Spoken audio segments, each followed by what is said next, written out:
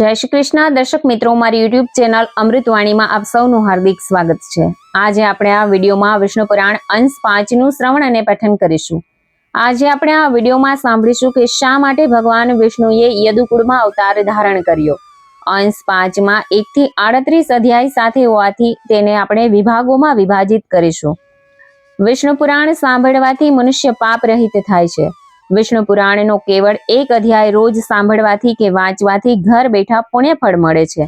એમના સર્વે ભય દૂર થાય છે અને સર્વે દુઃખમાંથી મુક્તિ મળે છે।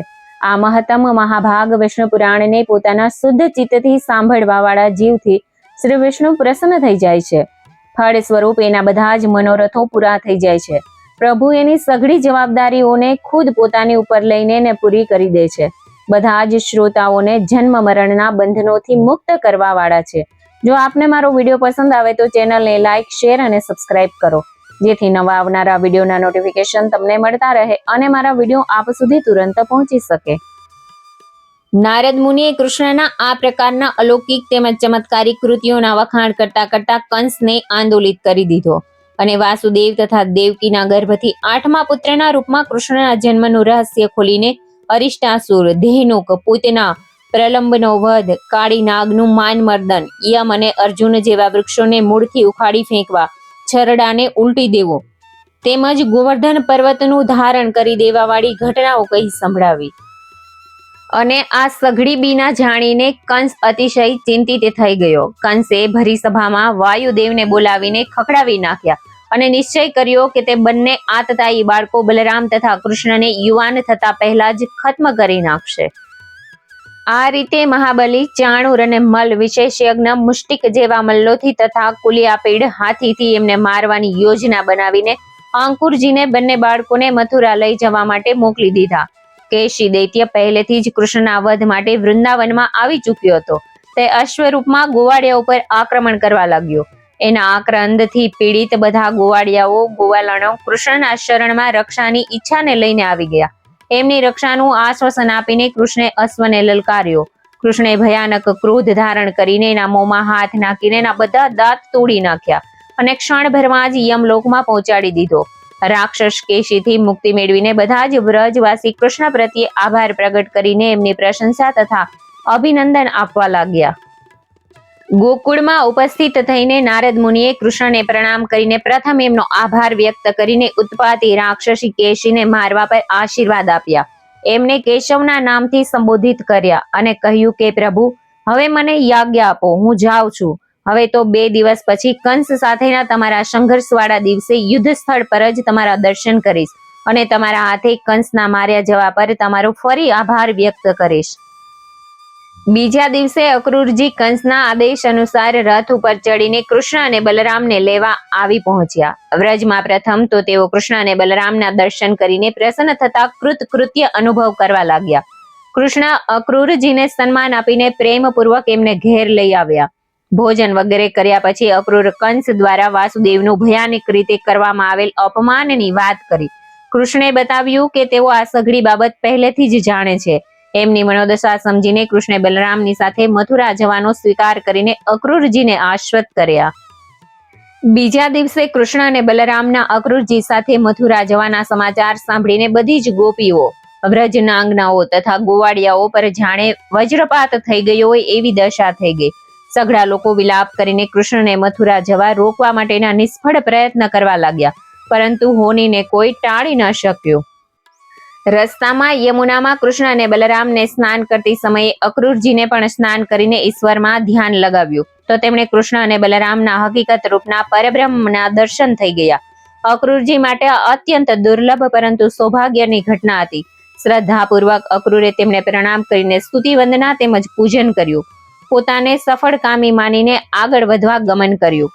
મથુરામાં પહોંચીને કૃષ્ણે રંગરેજના ઘરમાં પ્રવેશ કરીને એમના કેટલાક રંગબેરંગી કપડાં માંગ્યા। રંગરેજે તો તેમણે તિરસ્કૃત કર્યા। આથી કૃષ્ણને ક્રોધ આવવા પર એમણે રંગરેજનું માથું ધડથી અલગ કરી દીધું અને મનપસંદ કપડાં પહેરીને બહાર આવી ગયા। ત્યાંથી આગળ વધતા તેઓ એક માળીના ઘરમાં ઘૂસ્યા। માળી એમને કોઈ દેવ પુરુષ જાણીને સ્વાગત કર્યું અને એમને પુષ્પાદિ ભેટ કર્યા। માળીએ એમના આગમનને પોતાનું સૌભાગ્ય માનીને વારંવાર એમના અનુગ્રહનો આભાર પ્રગટ કર્યો અને સ્તુતિ વંદના કરવા લાગ્યા. માળીના આવા વ્યવહાર તેમજ શ્રદ્ધાભાવને જોઈને ભક્ત વત્સલ કૃષ્ણે એને દાન, ધાન્ય તેમજ સંતાન તથા સારા આરોગ્યનું વરદાન આપીને એનાથી વિદાય લીધી. માર્ગમાં આગળ એમને લેપ કરવાનું વાસણ લઈ જતી એક કોડવાળી યુવતી મળી. કૃષ્ણે એક કામી પુરુષની જેમ આસક્ત નેત્રોથી એને જોઈ અને એની સાથે વાતચીત કરી. એ સુંદરીએ બતાવ્યું કે અનેક કોડવાળી સ્ત્રી કુબ્જાના નામથી ઓળખાય છે અને કંસની પ્રિય દાસી છે. કંસે જ એના લેપ લગાવવાના કામમાં રોકી રાખી છે. કુબ્જાથી તે લેપ માંગીને કૃષ્ણે પોતાના શરીર ઉપર લેપ લગાવીને સુશોભિત થઈ ગયા. એનાથી પ્રસન્ન થઈને કૃષ્ણે એ કોડવાળી યુવતીની દાઢી પર પોતાના હાથની આગળની 2 આંગળીઓ લગાવીને પગોને પોતાના પગોથી દબાવીને ઊંચકાવી દીધા. પ્રભુની કૃપાથી એ યુવતી ફરી સુંદર શરીરવાળી યુવતીના રૂપમાં રૂપાંતરિત થઈ ગઈ. પ્રભુની આ આકસ્મિક કૃપાથી પુનઃ અરૂપ સૌંદર્ય પાછું મળેલું જોઈને યુવતી અત્યંત આભાર પ્રગટ કરતી પ્રભુને પોતાના ઘેર આવવાનું આમંત્રણ આપવા લાગી. કૃષ્ણે ક્યારેય કોઈ પ્રસંગે આવવાનું વચન આપીને એનાથી વિદાય લીધી. આ રીતે સુંદર રંગોવાળા વસ્ત્રો પહેરીને ફળોથી સજ્જિત ગંધયુક્ત લેપન લગાવવાથી કૃષ્ણ અને બલરામ યજ્ઞશાળામાં આવી ગયા. ત્યાં યજ્ઞ રક્ષકો દ્વારા યજ્ઞના ઉદ્દેશ્યથી પ્રયોગ કરવામાં આવવાવાળા ધનુષ વગેરે બતાવવા પર કૃષ્ણે ધનુષ ઉઠાવીને એના પર પ્રત્યંચા ચડાવી દીધા.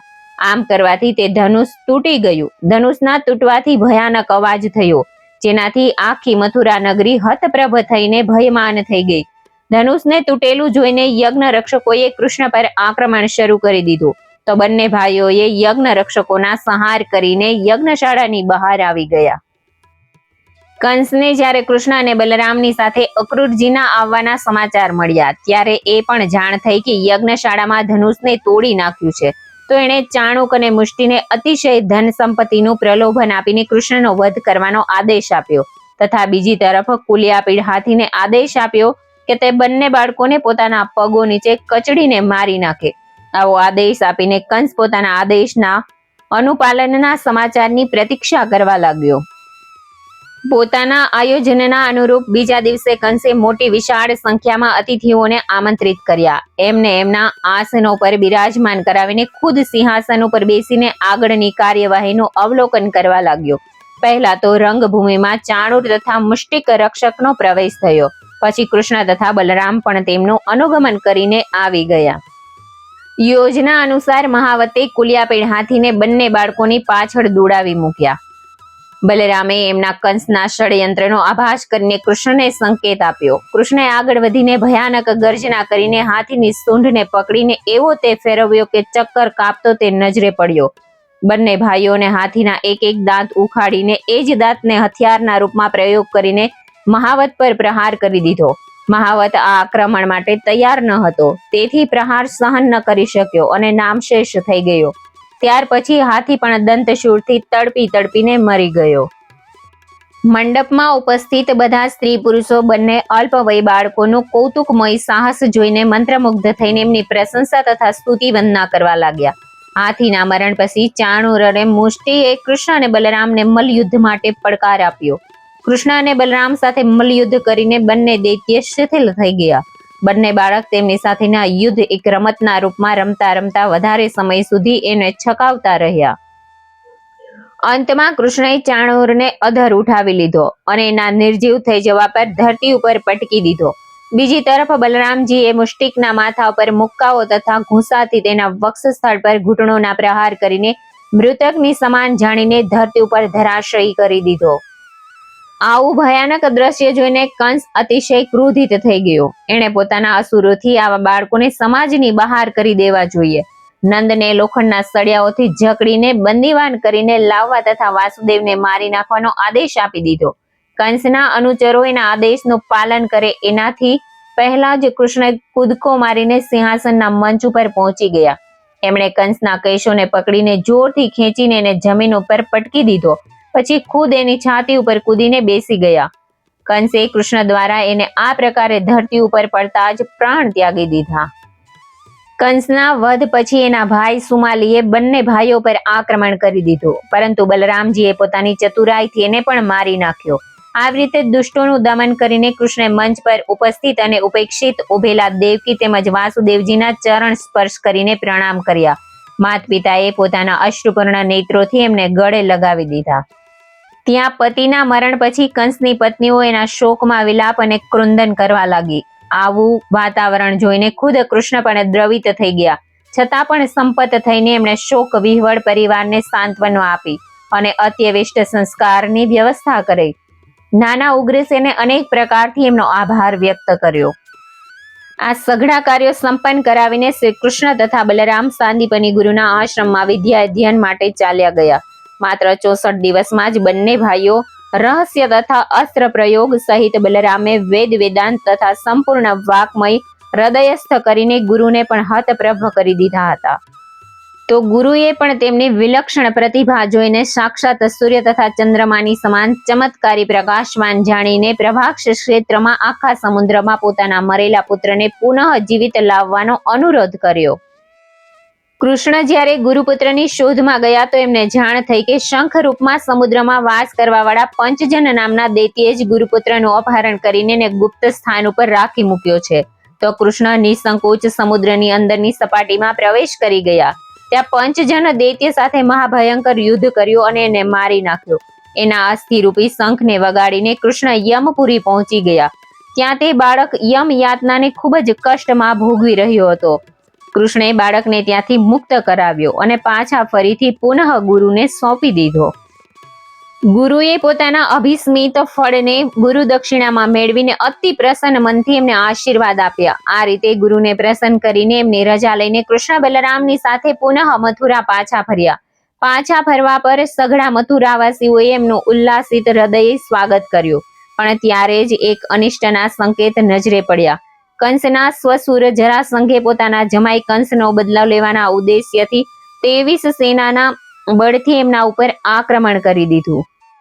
કૃષ્ણ તથા બલરામ પાસે થોડી જ સેના હતી, પરંતુ તેઓ જરા પણ ડર્યા વિના શત્રુ સાથે ભીડાઈ ગયા. કૃષ્ણે શાંગ ધનુષ, અક્ષય બાણો તથા કામોદની ગદા લઈને બલરામે હળ તથા સુનંદ મુશળોથી શત્રુઓના પર પ્રતિ આક્રમણ કરી દીધું, જેના ઝાટકાથી જરાસંઘ અને તેની સેના અસ્તવ્યસ્ત કરી નાખી અને ભાગી ગયા. પરંતુ થોડા દિવસના વિશ્રામ પછી જરાસંઘે ફરી નવેસરથી સેના એકઠી કરીને મથુરા ઉપર આક્રમણ કરી દીધું. આ વખતે પણ કૃષ્ણ બલરામ સાથે ભયંકર યુદ્ધ કરીને જરાસંઘ ભાગી ગયો. આ પ્રકારે જરાસંઘનું યુદ્ધ માટે આવવું તથા ભાગી જવું લગભગ 18 વખત ચાલ્યું. કૃષ્ણના નેતૃત્વમાં યાદવોની નાની એવી સેના વિશાળકાય જરાસંઘની સેનાને પછાડતી હતી.